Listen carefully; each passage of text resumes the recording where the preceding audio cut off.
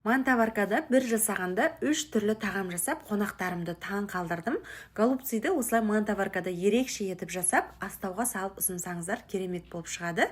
Міндетті түрде жасап көріңіздер. Ал біріншіге бұл бізде сорпа тағам, етімізді қайнатып көбігін алғасын, қылауынша кез келген көкөніс қоссаңыз болады. Екіншіге картоп пен сәбізімізді турап, үстінен тұз бұрыш, паприка, сұйық маймен араластырдым.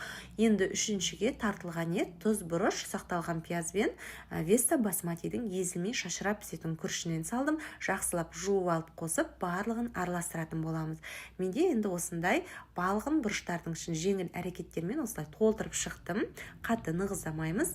Және тағы да ассорти болу үшін қасына мен қалған тартылған етіміздің үстінен бір жұмыртқаны салып, жақсылап араластырып, яғни тефтелилер жасадым. Барлығын домалақтап, осылай тефтелилерімізді дайындап аламыз. Тағы да көкөністерден мен қасына кәді, қызанақ және болгар бұрышынан да қосып жібердім. Сонда өте керемет болып шығады. Енді әркім өзіңіздің қалауыңызша жасай берсеңіз болады. Дәл осылай 45 минут барлығын мантаваркада пісіріп аламыз. Осылай керемет етіп астауға салып ұсынсаңыз болады. Қасына, яғни сорпаңызбен етіңізді қосып ұсынсаңыздар болады. Міндетті түрде жасап көріңіздер. Ерекше тағамның қасына міндетті түрде менде байджи классикалық түйіршіктелген қара шаймен ұсындым.